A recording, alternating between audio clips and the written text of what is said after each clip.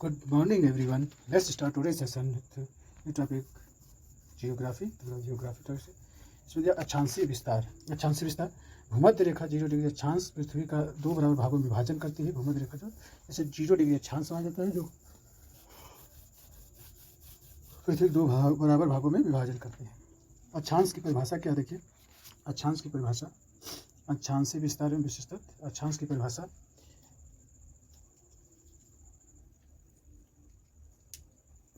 अक्षांश या परिभाषा विषुवत रेखा से उत्तर या दक्षिण स्थित किसी भी बिंदु की पृथ्वी के केंद्र से मापी गई कोणीय दूरी।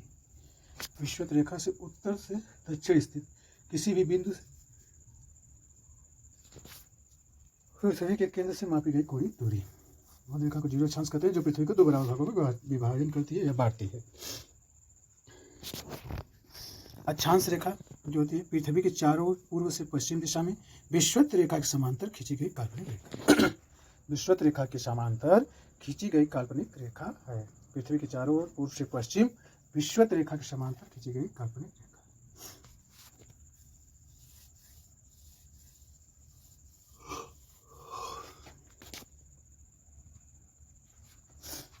उत्तर दिशा में उत्तरी अक्षांश रेखाएं, भूमध्य रेखा से दक्षिण दिशा में दक्षिणी अक्षांश रेखाएं। उत्तरी दिशा में उत्तरी अक्षांश रेखाएं, भूमध्य रेखा से 0 डिग्री अक्षांश, दक्षिणी दिशा में दक्षिणी अक्षांश रेखाएं होती हैं। विषुवत वृत्त अन्य नाम भूमध्य रेखा। विषुवत रेखा के उत्तर में उत्तरी गोलार्ध, दक्षिण में दक्षिणी गोलार्ध।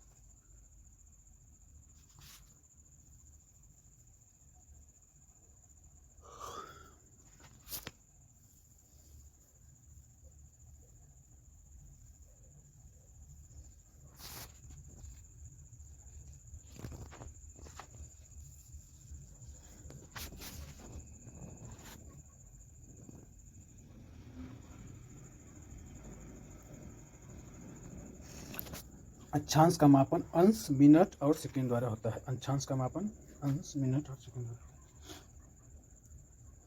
111 अक्षांश रेखाएं विशिष्टता। 111 किलोमीटर दो समांतर अक्षांश रेखाओं के मध्य दूरी। 111 किलोमीटर दो समानांतर अक्षांश रेखाओं की मध्य दूरी। अक्षांश और देशांतर रेखाएं पृथ्वी में किसी भी अक्षांश और देशांतर रेखाएं। Latitude and longitude lines. Latitude and longitude lines अक्षांश और देशांतर रेखाएं पृथ्वी में किसी भी स्थान की भौगोलिक स्थिति निर्धारण।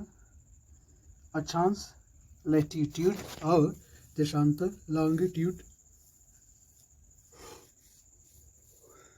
देशांतर पृथ्वी में किसी भी भौगोलिक स्थिति का निर्धारण अक्षांश लैटिट्यूड और देशांतर लॉन्गिट्यूड रेखाओं द्वारा किया जाता है। यह काल्पनिक रेखाएं होती हैं।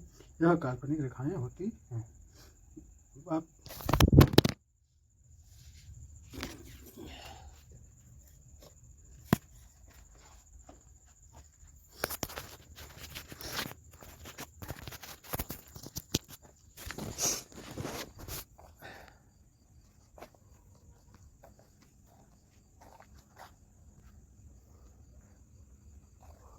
पृथ्वी में किसी भी स्थान की भौगोलिक स्थिति का निर्धारण अक्षांश लैटिट्यूड और देशांतर लॉन्गिट्यूड रेखाओं द्वारा किया जाता है। यह काल्पनिक रेखाएं होती हैं। यह काल्पनिक रेखाएं होती हैं।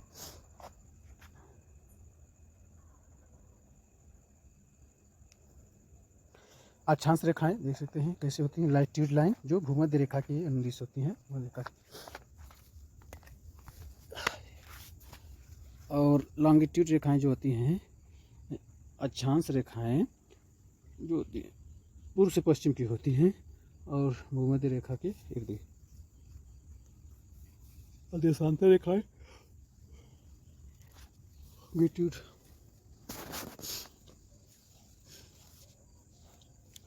जो लॉन्गिट्यूड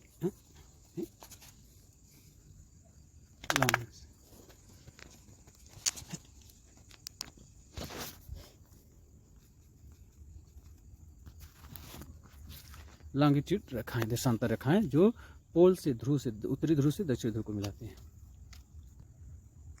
देशांतर रेखाएं या लैटिट्यूड लाइंस हर एक डिग्री के अंतराल में 180 देशांतर रेखाएं खींची गई हैं।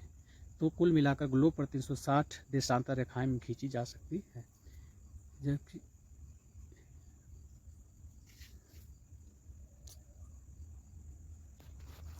180 देशांतर रेखाएं खींची गई हैं। तो कुल मिलकर ग्लोब पर 360 देशांतर रेखाएं खींची गई है। कुल ग्लोब पर 360 देशांतर रेखाएं खींची गई।